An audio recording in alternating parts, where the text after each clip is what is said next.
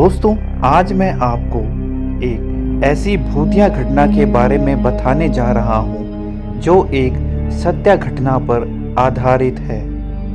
मनोज नाम का एक लड़का अपने गांव में रहता था।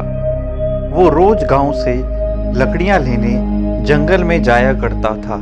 एक दिन वो सुबह 5 बजे उठ के सर्दियों की रात में जंगल की ओर गया।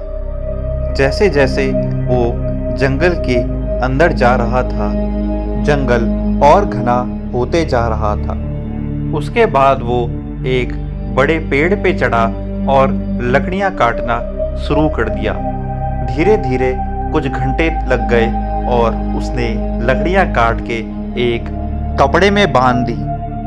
सर्दियां होने के कारण जंगल में अभी भी अंधेरा ही छा रखा था। जब मनोज अपने घर की ओर बढ़ा तो उसे एक ऐसी आवाज सुनाई दी जो किसी जंगली जानवर की लग रही थी। वो वहां से भागने लगा। धीरे धीरे वो जंगल के दूसरे कोने में चला गया और उसके बाद वो एक पत्थर के ऊपर बैठ गया। तभी उसे वहां पर एक बूढ़ा आदमी दिखा और वो उस बूढ़े आदमी को देखकर थोड़ा खुश हो गया। उसने सोचा कि इस जंगल में कोई तो है जो उसके साथ है और अगर कोई जंगली जानवर उस पर हमला करने के लिए आया तो उस बूढ़े की मदद से अपने आप को बचा लेगा। बूढ़ा व्यक्ति उस मनोज के बगल में आकर बैठ गया और उससे बातें करने लगा। वो उसके बारे में पूछने लगा और उसके घर वालों के बारे में पूछने लगा। धीरे धीरे करके उन दोनों के बीच बातें चलती रही।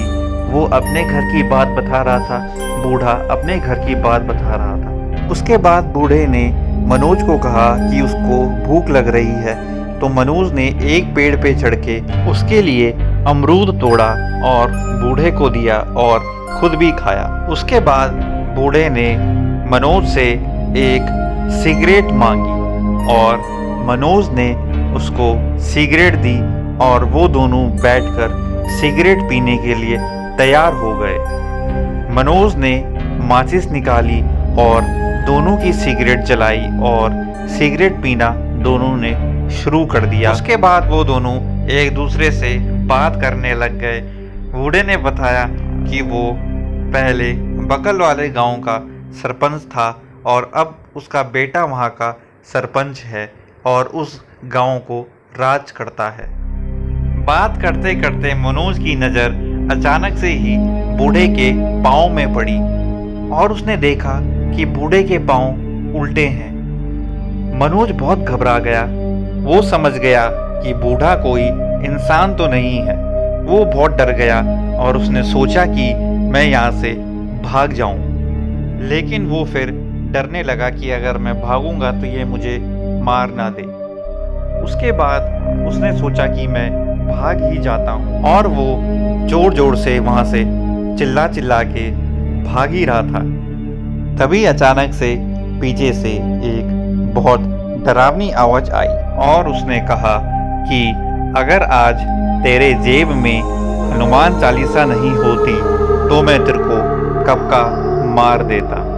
उस समय मनोज के जेब में एक हनुमान चालीसा थी और वो उस दिन बच गया। उसके बाद वो वहाँ से भाग भाग के अपने गांव पहुँचा और अपने घर वालों को ये सब बताया और उसके बाद वो वहाँ पर सो गया। उसी रात मनोज को बहुत तेज बुखार आया, लेकिन सुबह तक उसका बुखार भी ठीक हो गया और उसने सोच लिया कि आज के बाद मैं कभी जंगल नहीं जाऊंगा। उस दिन अगर मनोज के जेब में हनुमान चालीसा नहीं होती तो वो शायद नहीं बच पाता।